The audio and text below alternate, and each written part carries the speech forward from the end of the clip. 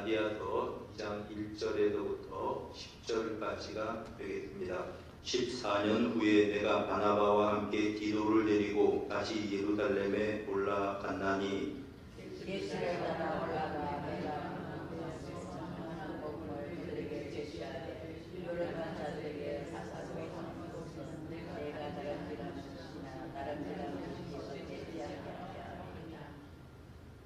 그러나 나와 함께 있는 엘라인 디도까지도 억지로 할례를 받게 하지 아니하였으니 이는 가만히 들어온 주어진 편지들 때문이라. 그들이 가만히 들어온 것은 그리스도의 예수 안에서 우리가 가진 자유를 엿보고 우리를 정으로 삼고자 함이로되 그들에게 우리가 한시도 복종하지 아니하였으니 이는 복음의 진리가 항상 너희 가운데 있게 하려 함이라.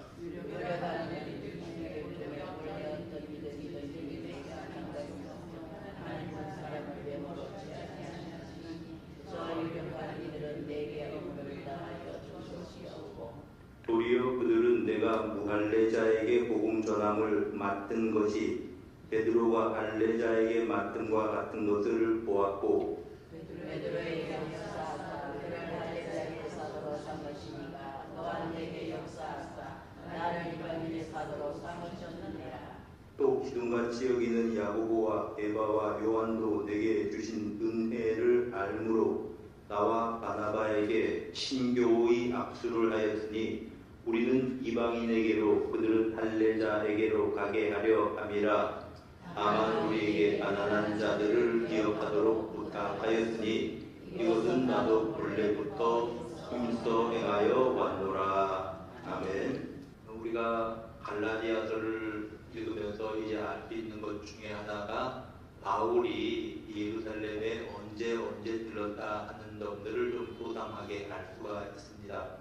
지금까지는 바울이 이제 예루살렘에 4번 들렀다고 그렇게 알려져 있는데요. 본문에 나오는 이 바울의 갈라디아 예루살렘 방문은 이제 어떤 구제 헌금을 가지고 예루살렘에 들렀던 사건, 그리고 이제 사도행전 15장에 나오는 할례를 받는 것이 옳냐 옳지 않냐라고 하는 문제를 확정하기 위해서 회의에 참석했었던 그러한 사건이 여기 기록이 되어 있습니다. 특별히 14년 후에 기록되어 있는데 2장 1절에 핵심으로부터 14년일 것으로 그렇게 봅니다. 그가 예루살렘으로 올라갈 때에 오늘 본문에 보니까 바나바와 함께 디도를 데리고 가서 예루살렘으로 올라갔다 이렇게 말씀을 하고 있습니다. 바나바와 함께라고 표현이 되어 있고요. 디도를 데리고 이렇게 표현되어 있습니다. 바나바는 바울 사도와 동역자였습니다. 동등한 관계였다는 이야기죠. 그래서 그들 두 사람이 할례 문제에 대해서 예루살렘에 올라가서 사도들과 함께 이것이 옳은가 옳지 않은가 결정하기 위해서 올라갔는데 두 사람이 동역을 했다는 뜻이고, 또 디도를 데리고 오라고 되어 있는 것을 보니까 바울 사도는 자신의 제자였던 디도를 같이 가자고 그렇게 이제 그가 요구를 하였다라고 하는 것입니다. 그런데 그가 왜 디도를 데리고 왔을까요? 몇 가지 이유가 있습니다. 우선 디도는 상당히 이 사역자들 가운데서 탁월한 사역자였습니다. 바울이 내 아들이라고 칭한 사람이 둘이 있었는데 하나는 디모데였고 하나는 디도였습니다. 그만큼 믿을 만한 사역자였습니다. 디도가 한 일을 보면 그 복잡하고 시끄러운 고린도 교회를 디모데가 들러서 바울 사도의 말을 전하고 간곡하게 호소하고 그래도 그 문제가 해결되지 않았습니다. 그래서 디모데 다음으로 이 고린도 교회를 방문한 사람이 디도였습니다. 디도가 가서 이제 바울 사도를 대신해서 그 교회에 대해서 권면하고 그들에게 책망하고 회개를 촉구할 때 성령께서 역사하신 거죠. 교인들이 회개하기 시작했습니다. 그리고 나서 그 소식을 디도를 통해서 들은 다음에 또다시 쓴 편지가 고린도 후서가 되겠습니다. 그러니까 디도는 굉장히 어떤 리더로서 사역자로서 충분히 갖춰진 사람이었다. 그러니까 대표적인 바울 사도의 전도의 열매라고 볼 수 있습니다. 그러니 같이 데려갔을 것이라고 생각을 할 수가 있고, 또 하나 디도를 데리고 간 이유가 있습니다. 디도는 헬라인입니다. 디도는 부모님이 다 헬라 사람입니다. 그러니까 유대인들의 입장에서 볼 땐 이방인입니다. 그런데 디도가 예루살렘에 올라가서 유력한 사도들과 대화를 해보면서, 사도들이 당신은 이방인이지만 우리가 믿는 하나님을 제대로 알고 믿고 있군요. 당신이 믿는 예수 그리스도, 우리도 예수를 주님으로 믿습니다. 당신의 믿음이나 우리의 믿음이나 매 한 가지입니다 라고 확인할 수 있는 이방인 신자로서 제일 좀 이제 필요한 사람, 대표적인 사람이 디도였던 것입니다. 그러니까 바울 사도는 두 사람이 예루살렘에 올라가면서 디도를 데리고 가서 예루살렘을 방문했다라고 하는 그러한 말씀입니다. 자, 그래서 이제 이 예루살렘으로 올라가서 그 자신들의 전한 복음에 대해서 확인을 하게 되었는데, 2절을 다시 한번 좀 읽어보세요. 계시를 따라 올라가, 이렇게 표현했습니다. 그가 예루살렘으로 올라가게 된 것이 당시 교회의 사정 때문이기도 하지만 그냥 올라간 게 아니었습니다. 계시를 따라 올라갔다. 자, 바울 사도가 움직였을 때는 여러 가지 동기가 있었습니다. 어떤 경우에는 쫓겨서 다니면서 더 이상 복음을 전할 수 없어서 쫓겨서 다른 곳으로 가서 거기에서 복음을 전한 적이 있습니다. 또 어떤 경우에는 바울 사도가 전략적으로 저곳에 가서 복음을 전하면 주변에 널리 복음이 전파될 거라고 생각을 해서 옮겨간 곳이 있습니다.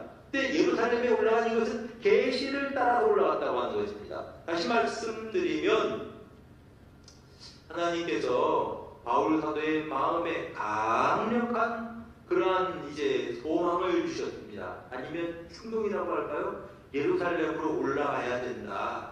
우리가 예루살렘으로 가서 내가 전하고 세웠던 이 교회가 예루살렘 사도들이 세운 그러한 교회와 다르지 않다고 하는 것을 우리가 확인해야 된다. 그래야 복음이 땅끝까지, 세계를 향해서 복음이 전파될 수 있을 것이다.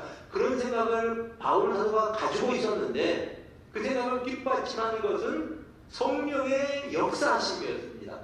그곳에 올라가라고 하는 주님의 분명한 뜻이 그에게 드러났다고 하는 말입니다.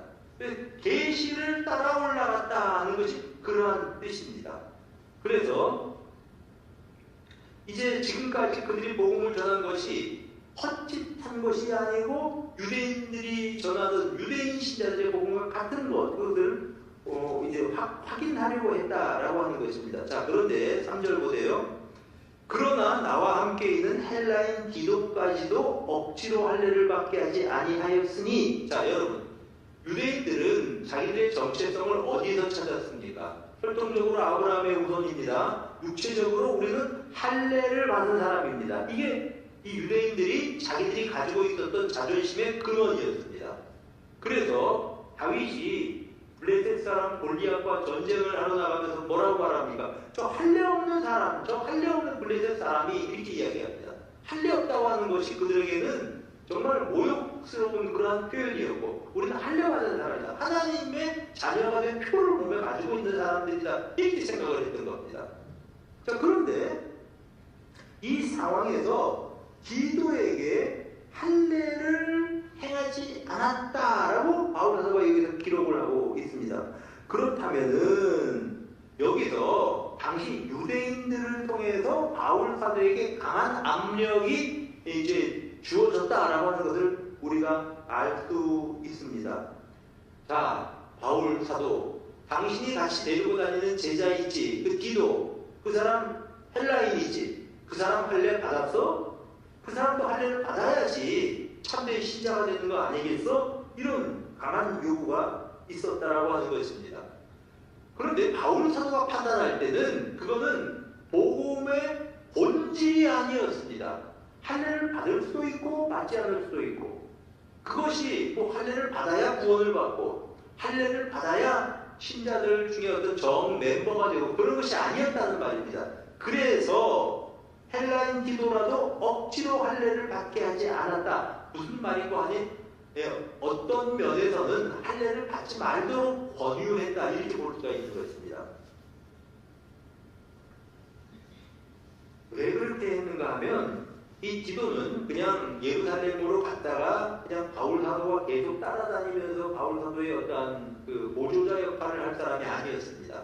나중에 보면은 디도가 그레데라고 하는 섬으로 파송이 됩니다.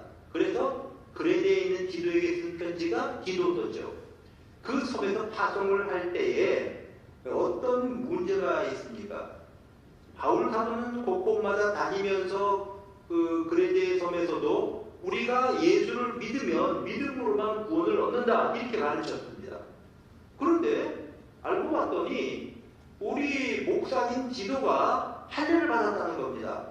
아, 유대인들이 말하던데 우리가 예수만 믿어서 구원받는 게 아니고 할례도 받아야 되고 율법도 지켜야 되고 절기도 행해야 된다고 했는데 가만 보니까 그 사람들 말이 맞았네. 우리 목사님 디도 목사님도 할례를 받았다네. 맞아. 그러면 예수도 믿어야 되지만 할례도 행해야 되겠네. 이렇게 된 겁니다. 그러니까 믿음으로 구원을 얻고 믿음이 모든 것, 우리의 이 신앙의 마침이에요. 율법의 마침이라고 표현하지 않았습니까? 바울 사도가. 율법의 마침인데 율법의 마침이 믿음인데 믿음 외에 또 무언가를 자꾸 이렇게 이제 그들이 해야 된다고 생각하는 유대인들이 있었는데 그들의 말이 맞네. 바울 사도 말은 틀렸었네. 이렇게 되는 겁니다. 그래서 일부러 바울 사도가 디도에게는 할례를 받지 않게 했다라고 하는 그러한 말씀입니다. 자, 여기서 우리가 할례가 어떤 것인지 이게 해야 되는지 말아야 되는지 다시 한번 생각을 해보게 되는 겁니다. 여러분, 만약에 디도에게 유대인들이 많으니까 가는 곳곳마다 디도 자네도 할례를 받아. 그러면 이런 불필요한 오해는 우리가 피할 수 있을까? 할례를 받아. 여러분, 이거 어려운 문제 아니에요. 할례가 뭐 엄청난 것도 아니고 그것이 뭐 어떤 대단한 것도 아니고 그러면 유대인들이 디도를 만날 때마다 뭐 어떤 시비를 걸 일도 없었고 불필요한 오해도 줄일 수가 있었을 것입니다. 근데 그렇게 하지 않았다고 하는 것입니다. 왜냐하면 바울 사도가 전에서 세운 이방인 신자들 때문에 그렇게 한 겁니다. 이방인 신자들이 디도 목사님 보니까 할례를 받았어. 그럼 할례도 우리가 받아야 유대인처럼 되는 거야. 할례가 문제가 아니라 그 다음부터는 유대인들이 우리가 지키는 절기도 너희들이 지켜야 돼. 안식일도 우리처럼 그렇게 안식일을 지켜야 돼. 이렇게 계속 이제 되는 겁니다. 그러면 어떻게 되냐 하면 예수도 믿어야 되지만 우리가 율법도 행해야 된다. 이렇게 되는 겁니다. 여러분, 종교개혁이 일어난 가장 중요한 핵심적인 이유 중에 하나가 바로 이것입니다. 오직 믿음으로 중세 교회에서 뭐라고 가르쳤냐 하면 우리가 예수를 믿고 세례도 받아야 되는데 여러 가지 성례들이 있습니다. 성례들을 준행을 해야지 된다는 거예요. 그리고 그것을 위해서는 헌금도 해야 되고 헌금도 구원의 조건이요. 그리고 신앙생활도 구원의 조건이 되어버린 겁니다. 예수님의 십자가로만 우리가 구원을 받는다. 여기에서 다른 것이 보태진 것입니다. 그것이 결국은 개혁자들 이건 분명히 성경에서 가르치는 거하고 다른 걸 지금 교회가 가르치고 있다. 그래서 이제 생겨난 게 이 종교 개혁이거든요. 꼭 그런 일이 생겨나는 겁니다. 바울 사도는 그걸 알고 있었습니다. 그래서 디도에게 할례를 받지 않도록 했다. 이렇게 증거하고 있는 것입니다. 단호하게 선배 사도들이 어지간하면 디도 할례를 좀 받게 하지 이것을 거절했다고 하는 그러한 말씀입니다. 자, 바울 사도가 거절한 근본적인 좀 자세하게 설명을 합니다. 4절. 이는 가만히 들어온 거짓 형제들 때문이라. 자, 거짓 형제라고 말했습니다. 형제는 형제인데 거짓이라고 말했어요. 이렇게 말하는 사람들이죠. 우리는 예루살렘에서 왔습니다. 그래요? 베드로 사도 아십니까? 알지요. 요한, 야고보 우리가 많이 들었는데 그분들에 대해서도 잘 알겠네요. 우리가 그 사람들한테 배운 사람들입니다. 그래요? 여기 왔으니 환영합니다. 우리 서로 교제합시다. 그러면서 이제 분위기 좋게 교제를 했겠죠. 당신들 예수 믿습니까? 믿습니다. 우리도 예수 믿습니다. 그러면 당신들이 예루살렘으로 왔으니까 사도들의 가르침을 좀 우리에게 일러주십시오. 그때 뭐라고 얘기를 했겠습니까? 이런저런 얘기하다가 당신들도 할례를 받아야 됩니다. 그 얘기를 한 거죠. 그래서 여기 보니까 가만히 들어온 거짓 형제들이라고 이렇게 표현을 한 것입니다.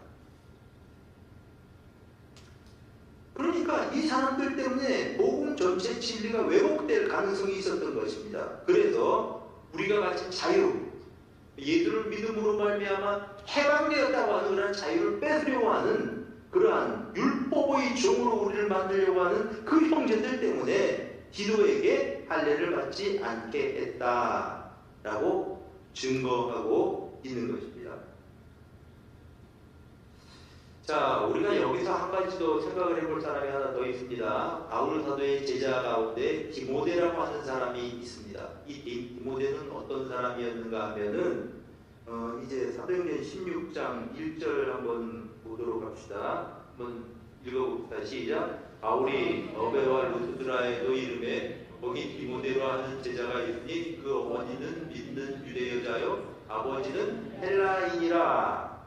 디모데는 혈통적으로는 혼혈이에요. 말하자면 유대인과 헬라인의 혼혈입니다. 그런데 유대인의 전통에 의하면 어머니가 유대인이면 자식을 유대인으로 인정해 줍니다. 좀 독특해요. 그 사람들은 혈통을 두 개로 보는 게 아니라 성이 누구 김씨냐 이씨냐 이거 따지는 게 아니고 어머니가 유대인이면 유대인으로 인정해 줘 버립니다. 그건 교육에 있어서 아버지 영향보다 어머니 영향이 더 크다고 본 거예요. 유대인들은요. 좀 독특해요. 우리 시각하고는 좀 달라요. 자, 그러니까 여기 보니까 아버지는 헬라인인데 어머니는 믿는 유대 여자라고 그렇게 말했습니다. 그리고 디모데는 루스드라와 이고니안에게 있는 형제들에게 칭찬받는 사람이다. 그렇게 말씀을 합니다. 루스드라에서 바울 사도가 이제 이 디모데를 만났습니다. 루스드라가 어디에 있는가 하면 지도 한번 보여주세요. 지도. 여기 보면 이제 1차 전도 여행이 있거든요. 여기가 이제 안디옥입니다. 여기서 구브로라고 하는 섬에서 바울 사도가 전도를 하다가 여기에서 이제 쭉 가서 여기 버가라고 하는 데 가서 버가에서 버가에서부터 쭉 가서 안디옥 루스드라라고 하는 데 여기 나오죠. 버베가 나오죠. 요 지역 이고니온이요. 요 지역 전체를 갈라디아라고 하는 겁니다. 요 지역 전체가 지금 갈라디아예요. 지금 터키 땅입니다. 여기를 갈라디아라고 하는 겁니다. 그러니까 요 지역 전체를 갈라디아라고 하니 이 갈라디아 교회는 루스드라, 더베, 이 안디옥, 여기 안디옥하고 여기 안디옥하고 달라요. 똑같은 이름이지만 도시가 다릅니다. 여기 있는 갈라디아에 있는 요 지역에 있는 편지들이 이 갈라디아서가 요 교회들에 보낸 편지라고 하는 말이에요. 그러니까 어느 한 교회에 보낸 편지가 아니라고 하는 말인데 갈라디아 지역에 있는 교회들에게 쓰는 편지인데 여기에서 루스드라에서 디모데를 만난 겁니다. 그러니까 이 갈라디아서를 쓸 때 사람들은 디모데가 어떤 사람인지 알고 있던 사람이에요. 그런데 오늘 사도행전의 기록에 보니까 이 디모데에게 그가 어떻게 했냐 하면은 디모데에게 6장 3절 한번 띄워주세요. 16장 3절 같이 한번 읽어볼까요? 같이 읽습니다. 시작. 바울이 그를 데리고 떠나고자 할 때 그 지역에 있는 유대인으로 말미암아 그를 데려다가 할례를 행하니 이는 그 사람들이 그의 아버지는 헬라인인 줄 다 알미러라. 자, 아까 지금 봤잖아요, 여러분.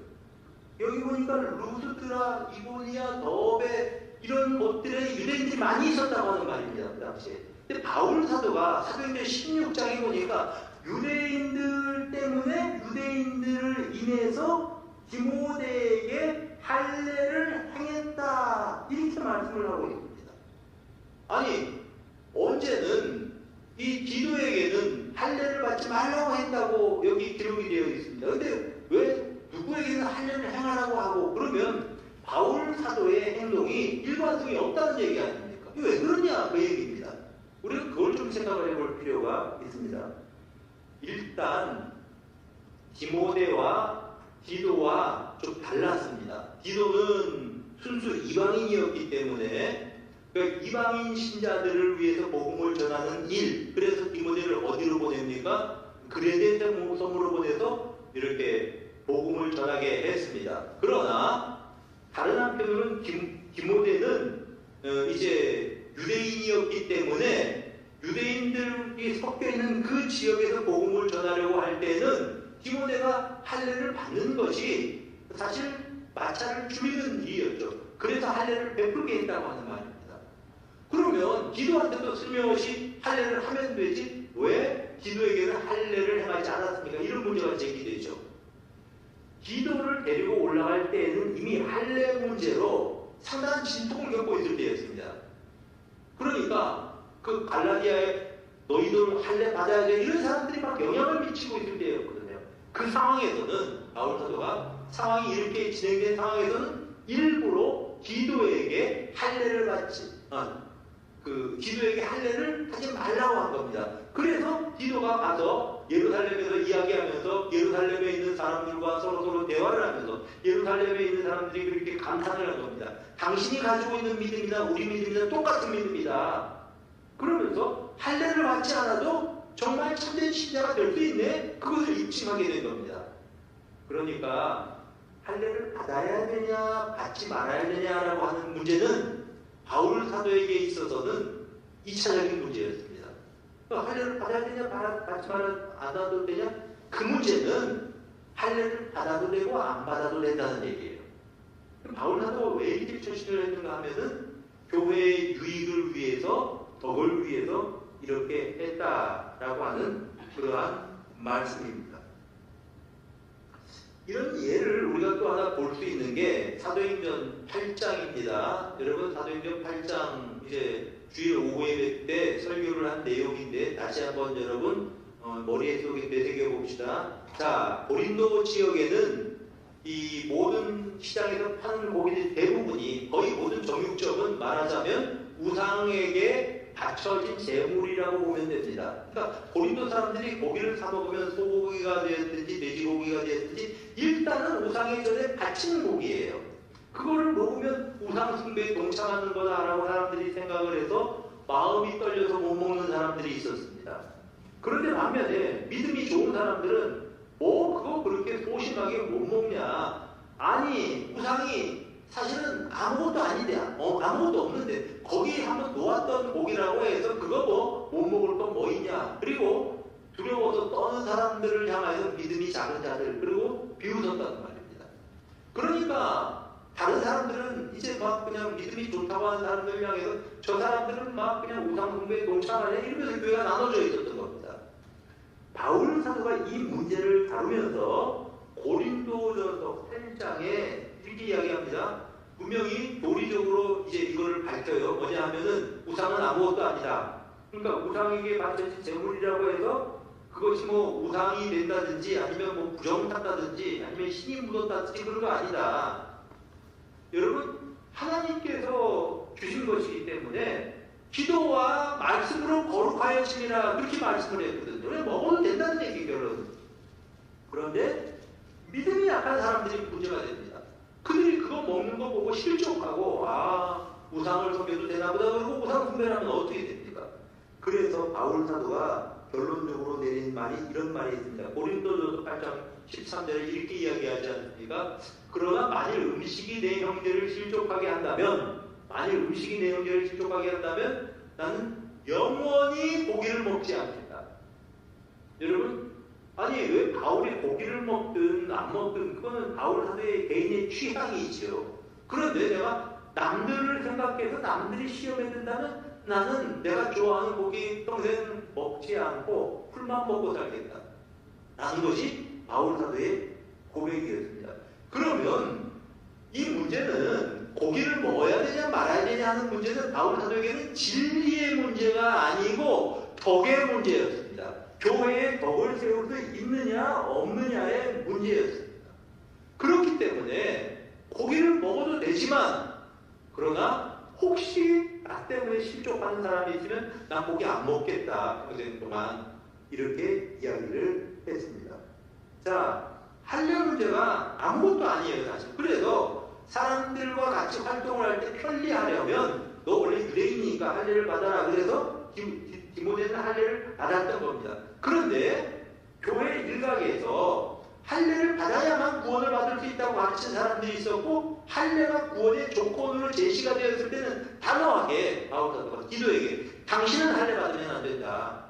당신이 할례 받으면 잘못하다가는 진리, 복음의 진리가 무너지다. 오해가 생긴다. 그래서 그에게는 그 할례를 하지 않았다라고 하는 그러한 말씀입니다.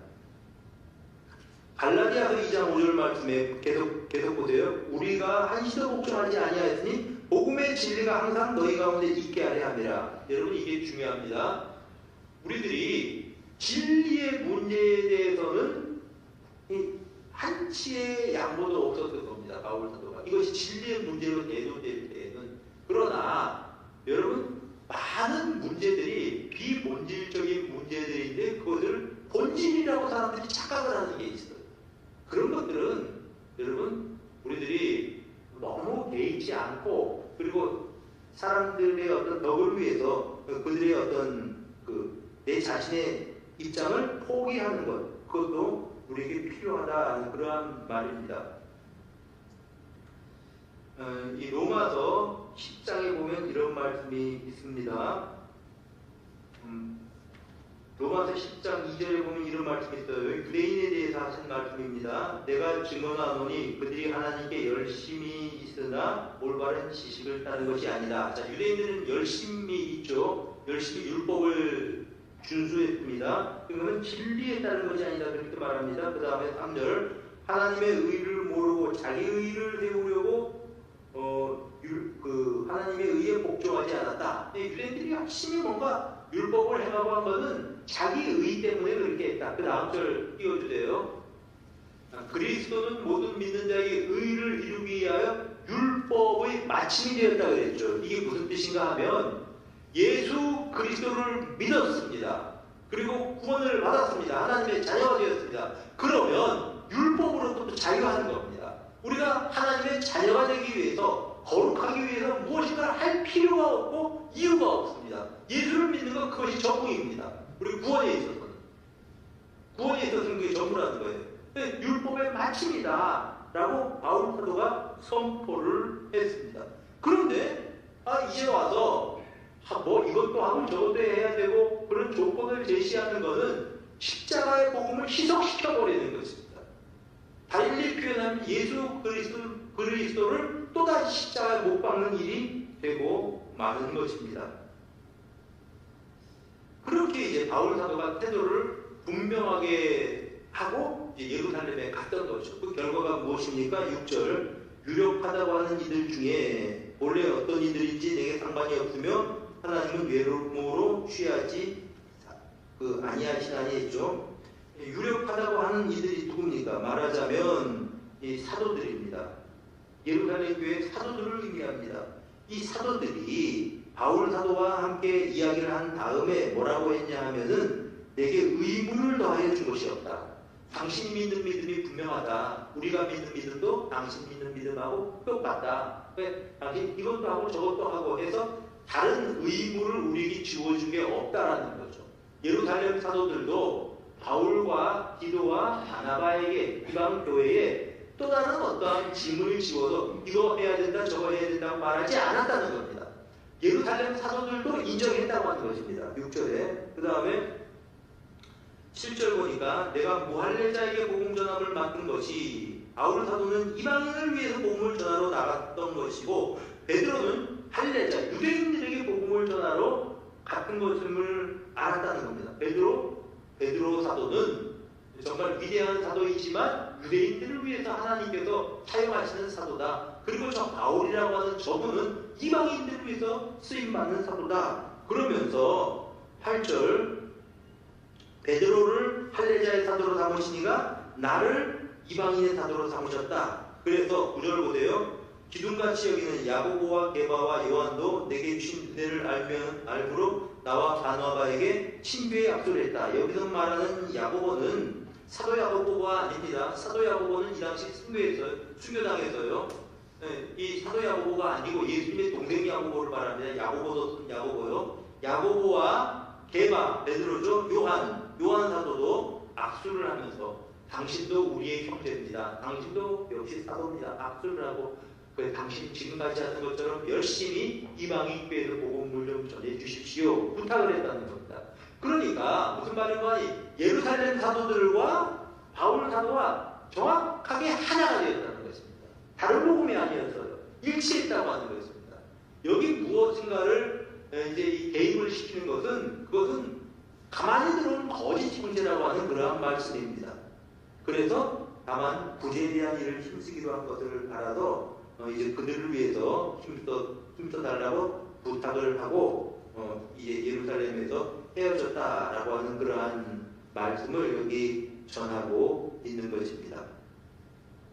자, 여러분, 오늘 우리가 이 본문을 통해서 배우게 되는 것이 이것입니다. 첫째로 바울 사도는 진리의 문제에 있어서는 조금의 양보도 없이 흔들리지 않고 확실한 태도를 가지고 있었습니다. 우리들 역시 마찬가지입니다. 성경이 진리라고 하는 데에 있어서는 우리는 한치의 흔들림도 없이 성경을 믿고 성경 말씀대로 순종하면서 살아가는 사람들입니다. 세상이 변하든지 상황이 바뀌든지 그것과 관계없이 성경은 하나님의 말씀이라고 우리는 믿는 사람들입니다. 여러분, 우리가 예수를 믿는 것이 구원의 길이라고 우리는 믿는 사람들입니다. 다른 사람들이 우리가 신앙생활을 하는데 뭐를 해야 된다, 새벽 기도를 해야 된다, 새벽 기도 하지 말라는 얘기가 아닙니다. 그것을 구원의 조건으로 놓을 때 하는 말입니다. 무슨 요구를 한다고 할지라도 우리는 그거 받아들일 수 없는 겁니다. 진리는 오직 성경에서 말씀하신 바와 같이 예수를 믿는 것, 그것이 구원의 길이다. 진리는 하나님의 말씀이다. 우리는 이것을 이제 분명히 믿는 사람들입니다. 그리고 또 하나, 진리의 문제가 아닌 경우에 있어서는 상대를 배려해서 행동을 하는 겁니다. 그래서 디모데에게 할례를 받게 한 겁니다. 유대인 신자들에게 불필요한 오해를 받지 않게 하기 위해서 당신도 유대인 맞지? 어머니 유대인이잖아. 당신도 할례를 받아서 남들이 불편하지 않도록 하는 것이 예의야. 이래서 이제 디모데가 할례를 받게 되었다라고 하는 것입니다. 그러니까 바울 사도의 행동의 원리는 분명합니다. 진리면에 있어서는 분명한 원칙을 가지고 있었고, 그리고 다른 진리가 아닌 것에 대해서는 항상 그가 남들에게 양보하면서 남들에게 맞춰주면서 살아가는 겁니다. 근데 거꾸로 사람들이 행동을 하는 사람들이 많아요. 비진리를 가지고 막 바꿔 웃기는 사람이 있습니다. 참 기가 막힌 이야기를 들었는데, 어떤 교회 일입니다. 우리나라에 있는 어떤 교회 목사님하고 얘기를 했는데, 부인을 갔는데, 이 교회는 목사님이 강대상에 올라갈 때 오른발을 먼저 디뎌야 된대요. 오른발을 디디면 어떻고 왼발을 디디면 어떻으면 가면 되잖아요. 어쨌든 강대상에 올라오면 되잖아요. 오른발이니까 오른발을 먼저 디뎌야 된대요. 그거 가지고 시비를 하더랍니다. 그게 시비를 할 문제인가? 말도 안 되잖아요. 오른발이고 왼발이고 그거 가지고 왜 그렇게 이제 이 신경을 써서 이야기를, 그건 비본질입니다. 본질은 아니에요. 여러분, 강대상의 높이가 높아야 됩니다. 우리 옛날에 강대상 높았잖아요. 옛날에 다 그렇게 만들었습니다. 꼭 그렇게 해야 된다. 이거 기본질입니다. 강대상이 높으면 어떻고 낮으면 어떻습니까? 강대상 높아야 된다고 하는 사람들 같으면 종교개혁 당시 원래 전통 장로교의 강대상은요, 이렇게 되어 있는 게 아니라 다 열려있었어요. 난간처럼 돼서 그 위에서 설교를 했습니다. 그러면 지금도 목사님들 다 이렇게 계단 올라와서 꼭대기에서 내려다보면서 설교하게 만들어야 되겠네요. 그거는 진리 아니에요. 높게 만들 수도 있고 강대상을 낮게 만들 수도 있고 어떤 경우에는 극장형으로 이렇게 펴지게 만들, 이런 것들은 다 비진리입니다.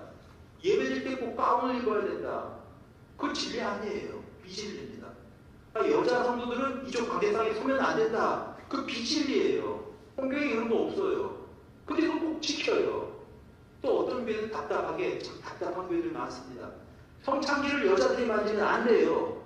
그래서 성찬식보다 성찬기를 누가 씻습니까? 장로님들이 다 수고해 가서 장로님들이 다 씻어야 돼요. 여자들은 성찬기 만지면 안 된대요. 큰일 난답니다. 다 본질이 아닌 것들이에요. 그걸 본질이라고 생각하고 지키는 사람들이 있다는 겁니다. 복장도 역시 마찬가지입니다. 뭐 이제 다 옛날에, 요즘에는 그런 사람 없습니다만 옛날에는 다 이제 이게 여자들 교회 올 때 치마 안 입으면 야단 맞았잖아요. 그 근거로 되는 게 이제 여자는 남자의 복장을 입지 말라고 하는 그 말씀이 있다고 그렇게 이야기합니다.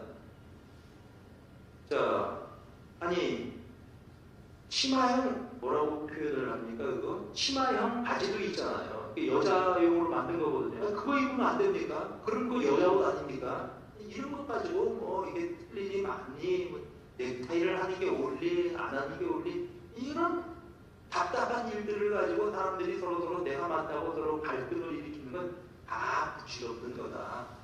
여러분, 진리가 아니다. 그런 문제에 있어서는, 진리가 아닌 문제에 있어서는 덕을 세우라고 하는 것입니다.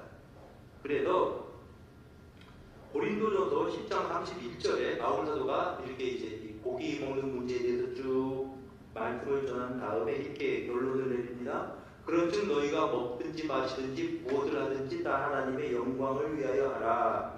자, 하나님의 영광을 위해서 하라고 했었는데 하나님의 영광을 위해서 하라는 게 무슨 뜻일까요? 고린도전서 10장 32절에는 이렇게 말씀을 합니다. 유대인에게나 헬라인에게나 하나님의 교회나 거치는 자가 되지 말고, 하나님의 영광을 위해서 하라는 게요, 고린도전서 10장에서 하나님의 영광은 예배 잘 드리라고 하는 게 아니에요. 여기서 하나님의 영광은 유대인에게나 헬라인에게나 하나님의 교회나 거치는 자가 되지 말고, 이게 하나님의 영광을 구하는 거라고 하는 말입니다. 교회는 하나님의 그 집이고 또 그리스도의 몸이기 때문에 교회에 덕을 끼치는 것이 하나님의 영광을 드러내는 일이라고 바울 사도는 그렇게 말씀을 하고 있는 것입니다. 그래서 유대인에게나 헬라인에게나 하나님의 교회나 거치는 자가 되지 말게 하고 33절 나와 같이 모든 일에 모든 사람을 기쁘게 하여 자에게 유익을 구하지 말고 많은 사람의 유익을 구하라. 여러분, 이게 바울 사도가 영광을 돌리라고 하는 고린도전서 10장 31절에서의 의미입니다. 제발 교회에서 싸움거리 일으키지 말고 분쟁거리 일으키지 말고 남을 좀 배려해라. 고기 먹으면 어떻고 안 먹으면 어떠냐. 어떤 사람은 뭐 예를 들어서 어떤 사람은 생선만 먹어야 된다는데 어떤 사람은 소고기만 먹어야 된다는 사람들이 있다고 생각해 봅니다.